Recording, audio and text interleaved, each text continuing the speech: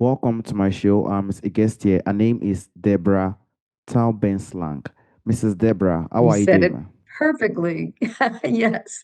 My name actually means dove keeper. So I'm really happy that my ancestors were peacemakers.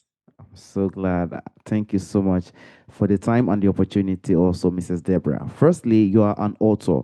You are also a renowned teacher and a healer. Can you please, Mrs. Debra, discuss more about yourself and how you are doing currently now, Mrs. Debra? As my son says, I'm a work in progress because I feel that if you're open to the signs around you, because we receive messages and signs from our ancestors, from our guides, from our angels, and actually from God, him or herself. And whether it's, recognizing the animals that come to you and out of the clear blue and feeling, thinking about, what you're thinking about, license plates, billboards on trucks, there's so many synchronicities. And it's important to recognize the signs. So I follow the signs all the time. Sometimes I'm very involved in writing. This is my third book I just released. Other times I'm the student and I'm learning more modalities, other healing modalities to raise my frequency so I can teach others and possibly heal others as well.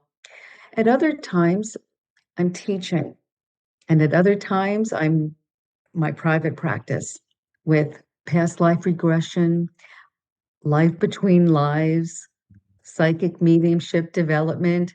It goes on and on and on. So I'm a lifetime student and I'm just a messenger and I do what I'm asked to step up and step out and do what I need to do.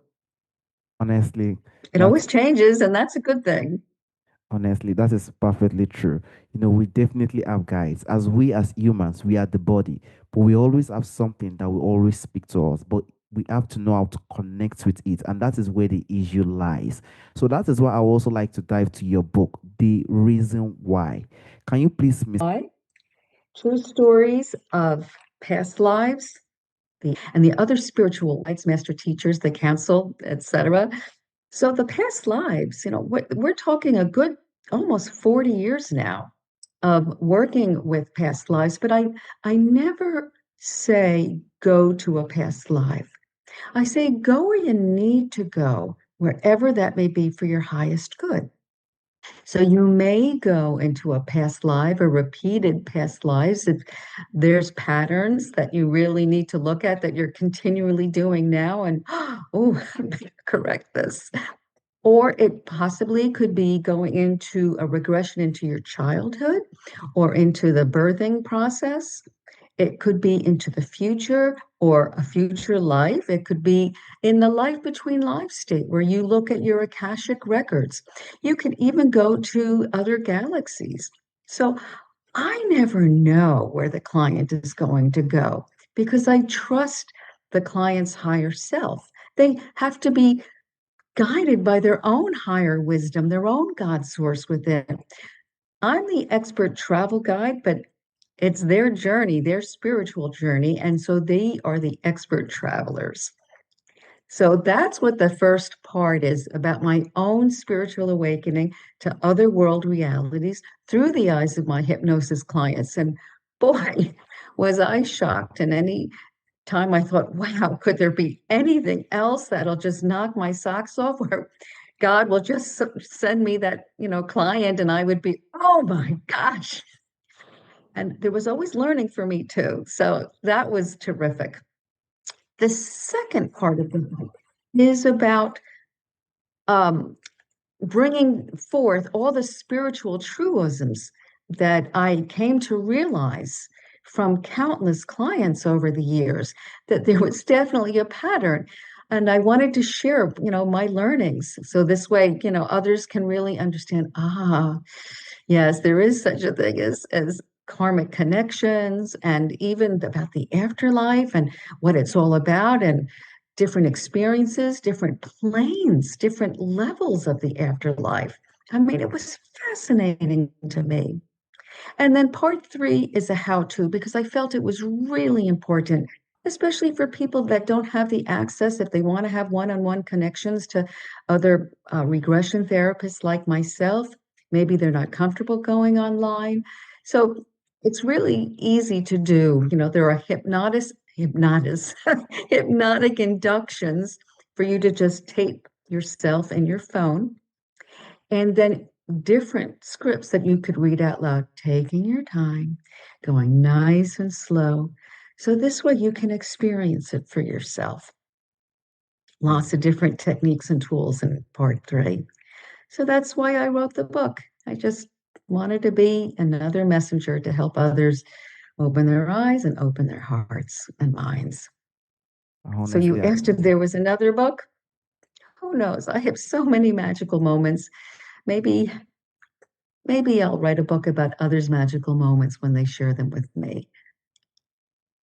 that is one of the reasons why I love the book. It has this kind of historic moments from the client you've had, what they've had. And also, I agree with you, sometimes when someone meets a client like that, one will definitely not really know what is actually going on. Is later on someone start to see those magic stuff going on. And that is the beauty of, something connecting. We are humans. When we are connecting with something Yes. above, it is always different. And that is why I also like to dive to grief, loved ones in our life today. There is no way we are on earth we won't have a situation whereby we lose a loved one, or we lose someone that is Mm. very close to us. We always pass through such situations, and how we try our best to work on it and also recover from it is very, very important. So I would like to ask Mrs. Deborah, for listeners who are curious but skeptical, how would you explain what it means to communicate with departed loved ones? And why do you think, personally, from your experience, it matters, Mrs. Deborah? It matters on so many levels because honestly, our loved ones, they are free from any earthly burdens as far as being trapped in a body that no longer works or is painful. The suffering stops and they become their true selves, their magical spirit, where they can manifest and even help us, even so much more advanced and easier on the level that they're at by influencing us and warning us and helping us move forward. When we grieve, and it's a very human thing, and I have grieved tremendously for my parents as well. But I was also very, very fortunate because I saw their signs. And they sometimes they're very subtle. My mother is very reserved and quiet, and a woman who doesn't speak a lot of words, but when she does, they're so powerful and meaningful. So hers was very quiet. She would come to me in dreams, or I would physically feel her presence. And sometimes I would feel her hugs. My father, on the other hand, was like Jackie Gleason, or, bigger than life, a huge personality. And I wrote this about his visitation in my book because I was driving on the New Jersey Parkway and there aren't trucks allowed. And there was a truck following me because it was very, very early in the morning, so very few cars. And it almost like it was going to kiss my bumper. And when it came so close, I just naturally looked because he was passing me on the right. And I had an attitude. I'm like, there's no trucks allowed here. Why is he coming so close, ready to ram me? And on the truck was my father's name, Elliott, and a star, last T. And I was thunderstruck because I was just thinking how ill my mother was. And I just wasn't ready. I said out loud, I don't know if I'm ready for another void. And that's when this truck appeared. And then I burst into tears. And then I realized that Calling All Angels was playing on the radio. And I was like, oh my God. Now, my dad was a director in life, director, a theatrical, very animated personality. And it didn't surprise me that he would orchestrate and direct all of this to show me. And he also said, and I heard his voice directly, he said, what void? And that's when I had to pull over because I really cried hard, but they were tears of joy. And this was maybe about 3 months after he passed. And I Mm, shared it with my brothers, and one is a believer and one is skeptical. And I think the other one is skeptical because he really wants to have that experience and he doesn't know how. He has this wall built. And I said, Hun, I said, just lower the wall and just humbly ask. Ask God to just release the wall to make it really easy for a visitation from mom and dad. How many times have you or any of the listeners felt the goosebumps? You know, that that just goes through you, or you just feel the mm, goosebumps on your arms. Well, it's a way, or a breeze, a physical breeze, or you just mm, actually, you just know when someone's looking at you, or you just feel a presence in your room. Well, if it feels good and it feels familiar, sometimes they come through with scent. I smell my grandpa's pipe many times, or I will smell the baked goods of the other grandmothers baking her pies. Sometimes they come through with songs. All of a sudden, you'll hear the lyrics and it'll be something, that will remind you, it will trigger a memory. There's so many different ways. And sometimes you don't really have to believe, you just have to be open and just say, oh, thank you.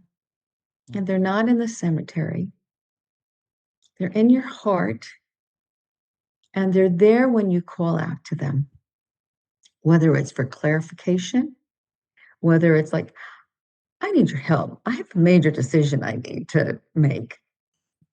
Or if it's just like, hi, I'm thinking of you, and I wish we could still talk, but you can. For instance, I'm going to ask you, Tammy, to just close your eyes right now. And if you're listening, not driving, but at home, just close your eyes for a minute. Take a deep breath in and release. Take a second deep breath in and release. And a third deep breath in and release. And find your own comfortable breathing rhythm. That's right. For you see, it's the breath that just naturally relaxes you. Where your breath slows down and you become very, very calm and centered. And it's in this state, think of a loved one. Perhaps you can even see a picture of this loved one and begin to have a dialogue. Ask. Ask for them to come to you now. And notice, we're going to notice if you feel them in front of you, to the right of you, to the left of you, behind you. See where they are. Or maybe they showed you all different ways they can be around you. See if you can feel their hands on your shoulders and sending you beautiful healing energy. Now ask them to come forward, even closer, and ask, I'm so happy that you're here, but what do I most need to know? And telepathically receive.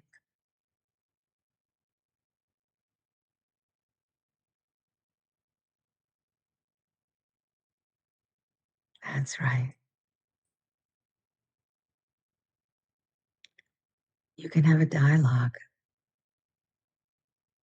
Maybe you'll hear it with your own reading voice, but you just know it.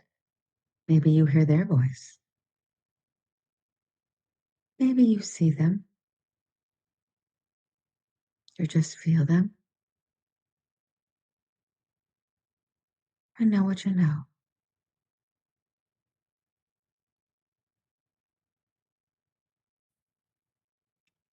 Just know what you know. And ask for a sign, whether it's a physical sign from nature, a sign in your body,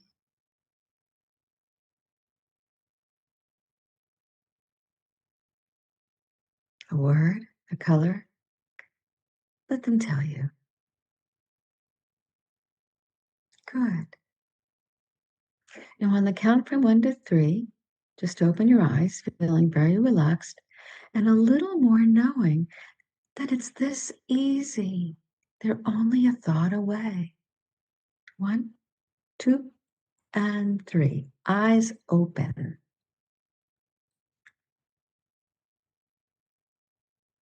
It's that easy, Timmy. It's really, truly that easy.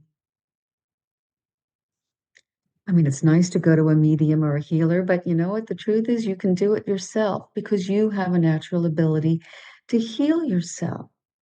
So, as easily as you talk to a loved one, you can also talk to a healing entity like Jesus or Moses or Bruno Groening. So many healers on the planet here with us now and also in the afterlife. Wonderful access, only a thought away. Beautiful. Beautiful. Honestly speaking, that shows that there are certain ways we can connect with us, and we could 100% do it ourselves. Because I feel everything. I just feel that energy just coming down. I feel everything, coming around. The way you were just saying it, everything was just like I was seeing unnatural. Everything just looked like I was connecting right away to Yes. something, and that shows it is a very, very powerful technique of healing and also connecting with the upper ground, whether it's a loved one, whether, as you said, anyone like Jesus or anyone that we do know that we could connect to one on one. It is a very powerful tool. Thank you so much for this beautiful Oh, you're one, welcome. Mrs. Deborah. I sincerely appreciate this. And, Thank you. I do want to share one thing, though, about grief. okay, It's natural and it's human to grieve and to cry. And when we cry, it's releasing the pressure cooker, isn't it? We're like letting the valve up and the steam out. And the crying is it's a very healing frequency, like laughter, because it clears us out. But more importantly, for our loved ones, yeah, the longer we grieve, the longer we trap them because they feel that they can't let go of the earth plane and they have so much spiritual development that they need to do on the other side. And it's not that they forget us or they let go of us, they don't. But they're very, very active. They're so like 1,000 times more active there than they were here on the earth plane. And if we hold them down almost like anchoring them to us. And that's a little selfish on our part. sure. So it's so much better to just let them go. That's if you are a loved one when they're passing, even if they're not conscious, they hear you. And to tell them when you see the light, go to the light. And once you cross over, you will be free and you will be excited and happy because you will be met by your guides and your angels and your loved ones. You will see your parents or your husband or wife or whoever, your son, and you will be celebrated by everyone. It'll be a big reunion and you will be so happy. And I want this happiness for you. Yeah. So you have my permission to go. Our love will never die. I understand that because there is no such thing as death. It's just transformation, like like a caterpillar turning into a butterfly, like the change of seasons. Everything, energy doesn't die. Energy just changes. Yes. So 100%. it's really important. And I did get confirmation from a wonderful friend of mine who is a medium. My Mm. father said he was so grateful that everything I told him was true. And said, you know what's the remarkable thing, he said, I forgot how cumbersome the physical body is. Cumbersome. Like, wow, you're right. And he said, it's true, Deb. He says, we live. We really, really live. So I was happy that he confirmed that. And he said, it wasn't that I was skeptical, I had doubt. Yeah. And now I know the truth. So I was really happy to hear that. True.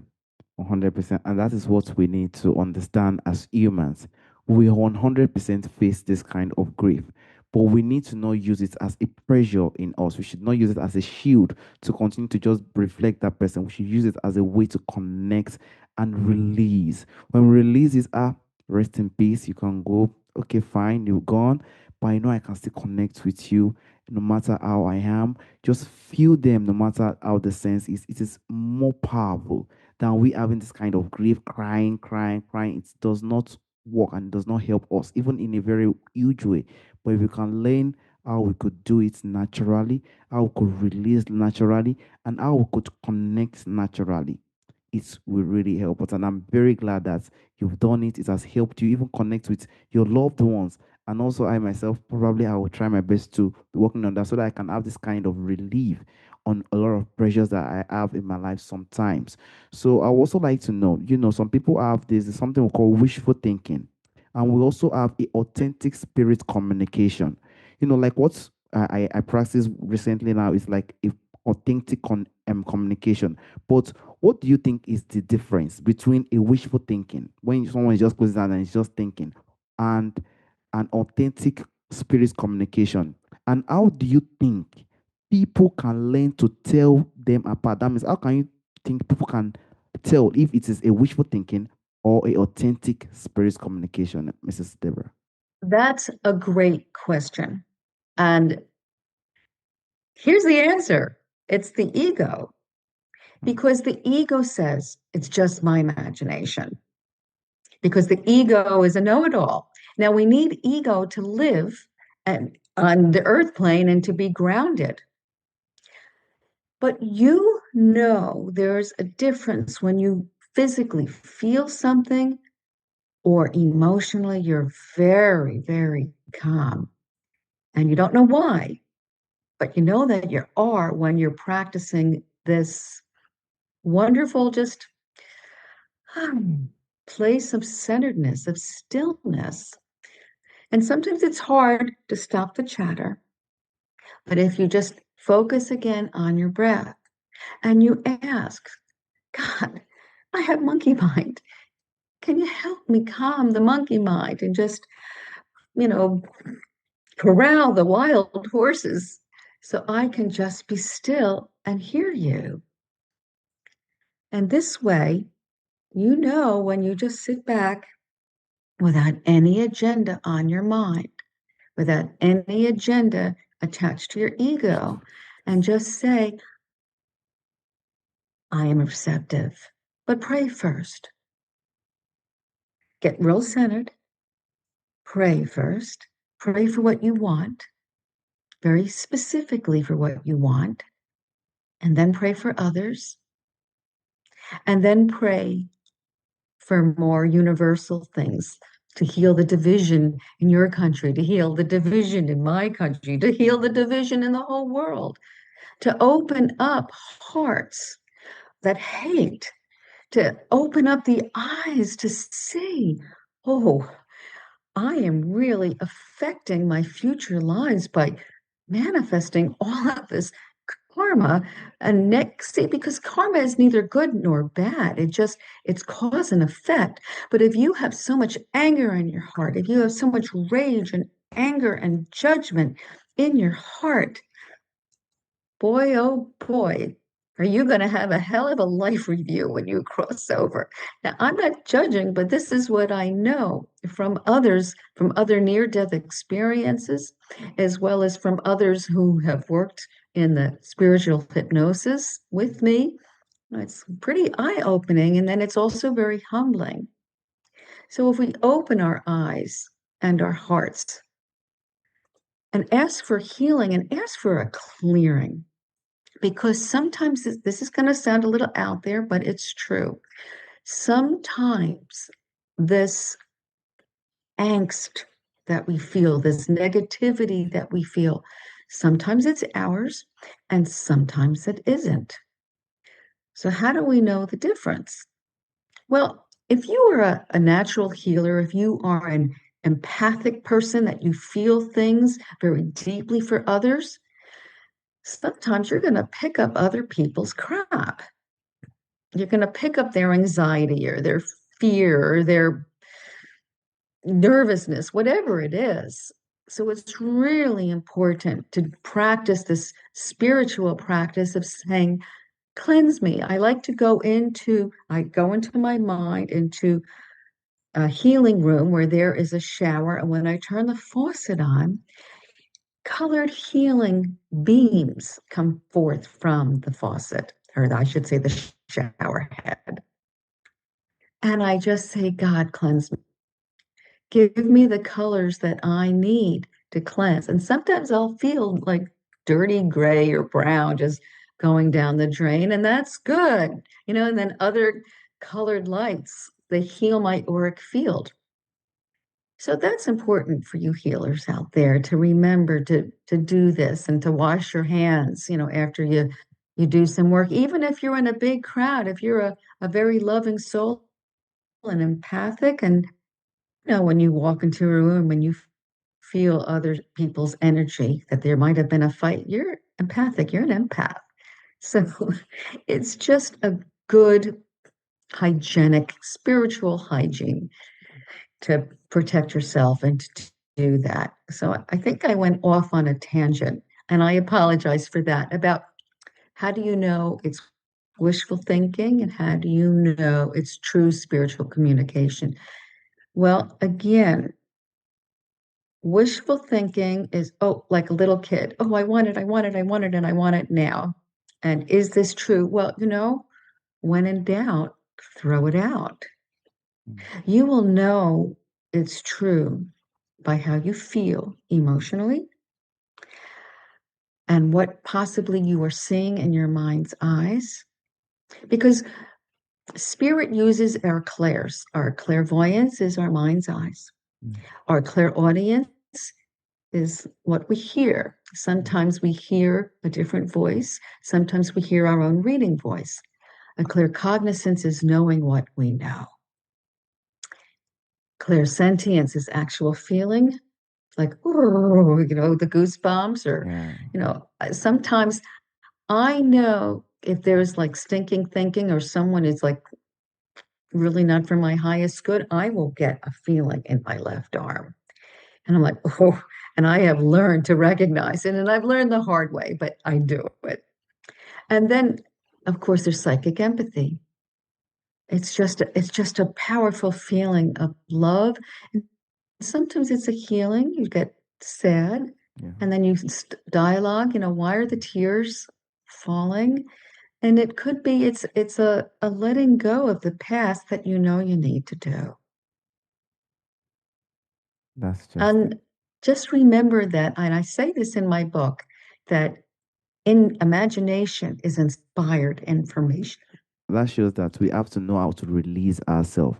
And most importantly, if we are in a spiritual connection, we will know that we are in a spiritual connection because we will feel it within ourselves. And we will also know if Mhm. we are having a wishful thinking.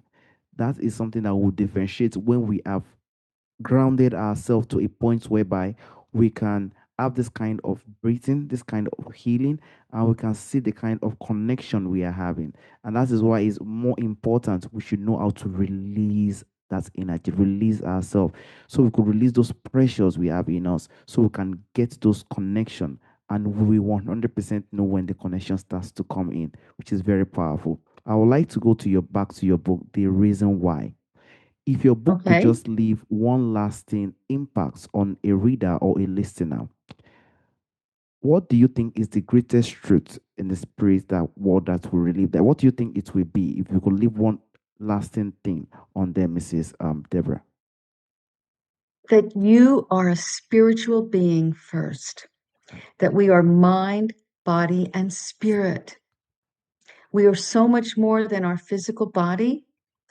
And mentally, everyone is just trying to, make a living and wear so many hats but and it's good because Earth is our school. Earth is an opportunity for our spiritual growth. We volunteer and we're highly encouraged to incarnate into a physical body with very specific parents. And some of you might say, oh, no, no, I did not choose my parents. But honestly, you did. Yeah. And they chose you. We have spiritual contracts with them.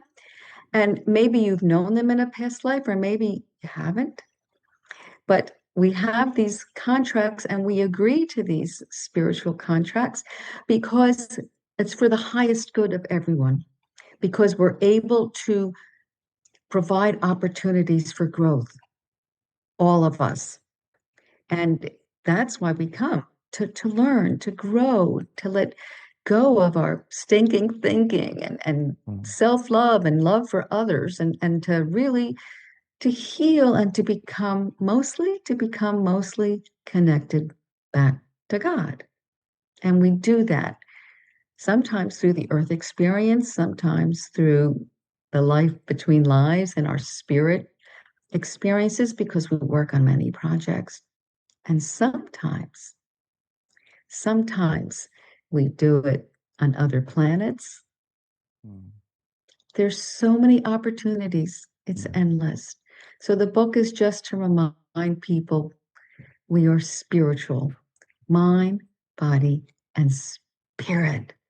So important to remember we are spirit first. very, And that's why I wrote this book. very powerful. To be honest with you, that shows that we have the physical part. We could be doing great, but we are 100% also spiritual beings. We have something connected to us. That is why we also need, as humans, we need to try to know how we could connect directly spiritually, because the spiritual part is very important in our life. At least if the spiritual part is grounded enough and is strong enough, I think the physical part will start to come up.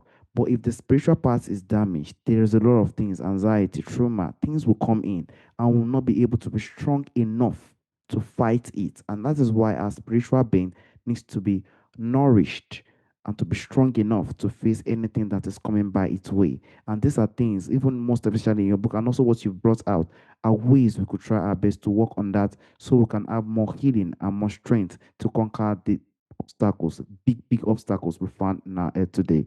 So thank you so much for the insight. And there's also a question I normally ask during the end of the show, Mrs. Deborah. From our forefathers, from our ancestors, there are a lot of beautiful things that do exist during our ancestral time that is missing in our time today. If there is anyone or anything you would like to bring back to our time today, Mrs. Deborah, what do you think that thing will be, Mrs. Deborah? With regards to our ancestors, Yes. is that what you're asking? Yeah, well, we do carry their DNA, and that's a physical DNA. And I believe through the past life regressions I've done that souls travel together over and over again. So your great grandma might come back as your brother in this lifetime because they come back together to be with us and we with them to learn and but also, to heal any karma that was between us as well. Our ancestors have tremendous wisdom. I connect with the ones that I've never met before, and it's a beautiful way to honor them. Just if you wanted to set up an altar and send blessings to them as well. It's a beautiful way, but I'm glad you said that because community, our ancestors is part of our spiritual community, yes. Yeah. But in community now, with people that are living now with like-minded souls, that's really important because when we gather, we create a circle body, and that circle body, it expands greater and greater and greater. Mm, So the healing that you pray for, yes, that's good and it's very powerful and positive, but it's amplified when you're with others, whether it's a Bruno Groening circle where it's a healing circle in your community or in your church with laying on of hands, whatever it is, prayer circles, as long as it's true, authentic, and there's connection with others. I think that's very, very important. And that's what builds a spiritual lineage. That is one of the main way we could have the healing we need. We could live a life where we'll be more happier because we have to know how to connect with the divine. And I'm glad that you've done it. It has helped you in many ways. And we also want people to also try their best to know how we could work on our spiritual part, how we could connect with whatever any person that we have, probably the loved ones or probably the one above, anything that we know we could connect to. It is very, very good for us to know how we could calm ourselves down, have this inner healing. It helps us in tremendous way.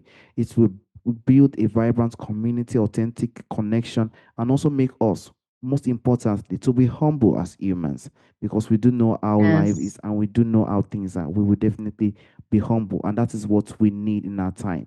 And if we could work on this, I think the world will be more beautiful and more calmer in its own way, even regarding the social media and the internet we have today. It will be more better.